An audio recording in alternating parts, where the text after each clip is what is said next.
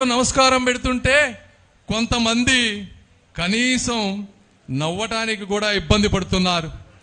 నమస్కారానికి ప్రతి నమస్కారం సంస్కారం అని చెప్తా ఉన్నాను. మరి ఇలా ఎందుకు జరుగుతోంది అనేది మనం చర్చించాలి.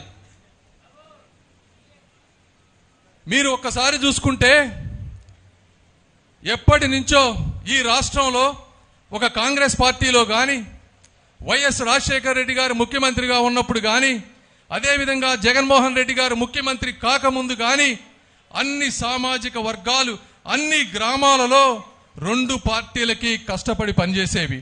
ఎందుకంటే ఇవి వారికి తగ్గటువంటి భావజాలానికి దగ్గరగా ఉన్నవి. మరి 2019లో దాదాపుగా 30% కమ్మవారు వైఎస్ జగన్మోహన్ రెడ్డి గారికి ఓటేసి గెలిపించారని మీ అందరికీ తెలియజేసుకుంటా ఉన్నాను. ఇందులో నా స్నేహితులు కూడా ఎంతో మంది కమ్మవారు అమెరికాలో ఉన్నారు. వారిలో కొందరు ఈ రోజుకి కూడా జగన్మోహన్ రెడ్డి గారిని అభిమానిస్తుంటారు. అయినా మేము కూడా వాళ్ళని ఫ్రెండ్స్ లాగా చూస్తాం, వాళ్లతో కలిసి ఆడుకుంటాం, భోజనం చేస్తాం. ఎందుకంటే ఎవరి భావజాలం వారిది. ప్రతి ఒక్కరిని గౌరవించటం, వారి అభిప్రాయాలను గౌరవించడం అనేది మన సంస్కారం. మరి ఇక్కడ విపరీతమైన కులద్వేషాలు ఉన్నాయి. ఎందుకయ్యా అని అడుగుతా ఉన్నాను. ఈరోజు షర్మిల గారు వాళ్ళ అబ్బాయి అమ్మాయి ఎవరు మరి ఈరోజు పెళ్లి చేసుకుంది? అల్లు అర్జున్ గారు ఉన్నారు, ఆయన ఎవరిని పెళ్లి చేసుకున్నారు? చిరంజీవి కుమారుడు ఎవరిని పెళ్లి చేసుకున్నారు? ఎందుకయ్యా మీరు కులాల కుమ్మట్లలో రగిలిపోతారు? వాళ్ళంతా అంత ఆనందంగా అక్కడ ఉంటే అని అడుగుతున్నాను. మీరు అర్థం చేసుకోండి. మేము ఇక్కడ 40 సంవత్సరాలలో తెలుగుదేశం పార్టీ అత్యధికమైనటువంటి రోజులు ఈ రాష్ట్రాన్ని పరిపాలించినప్పుడు ఎవరి మీద కక్షలు గాని, కుతంత్రాలు గాని, రాక్షసత్వం గాని ప్రదర్శించలేదు. కేవలం ఈ 5 సంవత్సరాల్లో మాత్రమే ఇలా జరిగింది.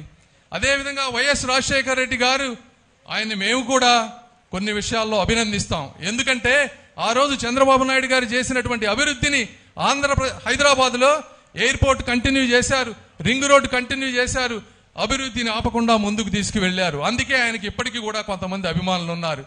మరి ఇక్కడ జగన్మోహన్ రెడ్డి గారు వచ్చి కేవలం ఒక వ్యక్తి మీద కక్షతో 33,000 ఎకరాలు ఇచ్చినటువంటి రైతులని క్షోభ పెట్టారు.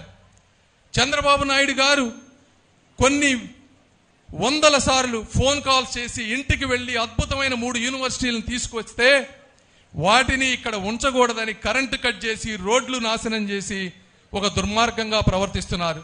ఎవరి మీద తీర్చుకుంటున్నారు మీరు ఈ కక్ష అని అడుగుతా ఉన్నాను. ఆ యూనివర్సిటీల్లో 25,000 మంది పిల్లలు చదువుకుంటున్నారు. దాంట్లో అన్ని కులాల వాళ్ళు లేరా అని అడుగుతా ఉన్నాను ఈ రోజున. ఇవి ప్రజలు అర్థం చేసుకోరా అని అడుగుతా ఉన్నాను. మరి ఈ రోజున ఎక్కడ చూసినా గంజాయి. ఇది ఎక్కడి నుంచి వస్తుంది? గుంటూరు ఈస్ట్ లో ఒక ఎమ్మెల్యే తయారు చేసి రాష్ట్రం అంతా పంపిస్తా ఉన్నాడు. మరి మీరు ఎవరు వాళ్ళని అడగరా అని అడుగుతా ఉన్నాను. అంటే మీ సమాజంలో ఉన్న పిల్లలు రేపు మత్తు మందు బారిన పడి మైకంలో ఏమి చేస్తున్నారో తెలియక ఎన్ని అఘాయిత్యాలు చేస్తే మరి ఆ రోజు మీరు ఎవరిని నిందిస్తారు అని అడుగుతా ఉన్నాను. మత్తు మందులకి కులాలు ఉండవు.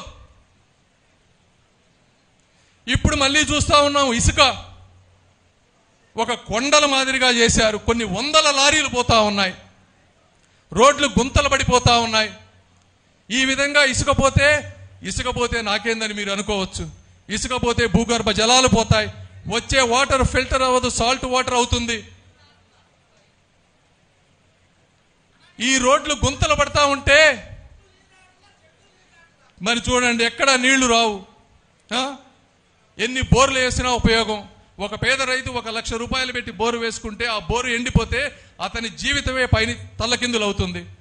మరి రోడ్లు గుంతలుగా ఉన్నాయి. ఎవరన్నా రాత్రిపూట గుంతల్లో పడి బైక్ మీద వచ్చి తల పగిలి చచ్చిపోతే ఆ రోజు మీరు కులం గురించి మాట్లాడతారా అని అడుగుతా ఉన్నాను. మీరు ఇవి ఎందుకు ప్రశ్నించరు అని అడుగుతా ఉన్నాను.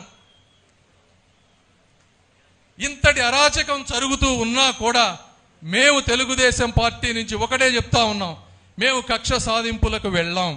అయితే ఇది మాత్రం గుర్తుపెట్టుకోవాలి, ఎదుటివాడు వచ్చి నన్ను కొడతా ఉంటే ఇంకా మేము గాంధీగిరి చూసేటువంటి పరిస్థితి లేదు అని చెప్తా ఉన్నాను. మా కార్యకర్తలు గాని మా నాయకులు గాని అన్యాయంగా ఎవరి మీదకైనా వెళ్తే మాకు చెప్పండి, వాడిని చెప్పుతో మేము కొడతామని చెప్తా ఉన్నాం. కానీ మా జోలికి వస్తే మాకు అమెరికాలో ఒకటి ఉంటుంది, లా పుస్తకాలు కూడా రాసిన వ్యక్తిని, మనం ఇంట్లో ఉన్నప్పుడు ఎవడన్నా వచ్చి మన మీదకి వచ్చి దౌర్జన్యం చేస్తే వాడిని అక్కడే కాల్చి చంపేయి అంటారు. ఎందుకంటే మళ్ళీ దీనికి ఎవిడెన్స్ కూడా ఉండకూడదని. అదేవిధంగా చెప్తున్నాము, మమ్మల్ని అభిమానించేటువంటి బడుగు బలహీన వర్గాల ప్రజలను గాని మాకు అండగా ఉండేటువంటి కార్యకర్తలను గాని ఎవరన్నా ముట్టుకుంటే ఊరుకోమని ఈ సభాముఖంగా మీకు చెప్తా ఉన్నాం. వాళ్ళ కోసం ఎంత ముందుకైనా నేను వెళ్తానని, నాకు పర్సనల్ గా ఎంత నష్టపడినా కూడా వెనకడుగు వేయనని మీ అందరికీ తెలియజేసుకుంటా ఉన్నాను. ఒక్కడే గుర్తుపెట్టుకోండి, నేను ఇక్కడ ఉండేది 5 సంవత్సరాలు కాదు, 30 ఏళ్లు ఉండబోతున్నాను. ఈ అడ్డా పెమ్మసాని అడ్డాగా మారబోతుంది మీ అందరికీ నేను తెలియజేస్తా ఉన్నాను. కాబట్టి అందరం కలిసి ఉండాలి, స్నేహపూర్వకంగా ఉండాలి. మీకు ఇష్టమైన వారికి మీరు ఓటు వేసుకోండి, మేము తప్పుపడం. కానీ దౌర్జన్యం చేయవద్దు. మీ దౌర్జన్యాలకు ఇక్కడ భయపడే పనికి మాలనుడు ఎవడు లేడు అని కూడా చెప్తా ఉన్నాను.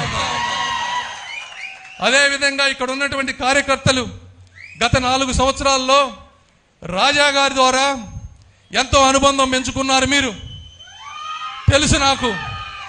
నేను కూడా నా సహశక్తుల చంద్రబాబు గారితో కృషి చేశాను, ఆయనకి ఎక్కడో చాట టికెట్ తీసుకోవాలని. అయితే దురదృష్టవశాత్తు ఈరోజు ఆయనకి రాలేదని తెలిసింది. అయితే మేము చంద్రబాబు నాయుడు గారితో మాట్లాడతాం. ఆయన చాలా కష్టపడ్డారు, చాలా ఖర్చు పెట్టారు.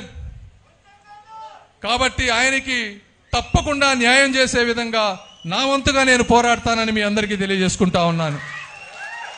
మరి మీకు ఏ ఇబ్బంది వచ్చినా మనోహర్ గారు, ఇది జనసేన తెలుగుదేశం పార్టీ 2 పార్టీలైనా కూడా గెలిచిన తర్వాత ఇద్దరికి కుటుంబ సభ్యులు అని అందరూ మీరు గుర్తు చేసుకోవాలి. వారు అదే విధంగా మిమ్మల్ని ఆదుకుంటారని, నేను కూడా జనసేన కార్యకర్తల్ని నా కుటుంబ సభ్యులుగా చూసుకుంటానని మీ అందరికీ తెలియజేసుకుంటూ, మీరు చేసినటువంటి కృషిని కృతజ్ఞత రూపంలో ఎల్లప్పుడూ గుర్తుపెట్టుకుంటామని తెలియజేసుకుంటూ, నాకు ఈ అవకాశం ఇచ్చినట్టు మీ అందరికీ మనస్ఫూర్తిగా కృతజ్ఞతలు తెలుపుకుంటూ సెలవు తీసుకుంటున్నాను. జై తెలుగుదేశం, జై జనసేన, జై చంద్రబాబు, జై పవన్ కళ్యాణ్.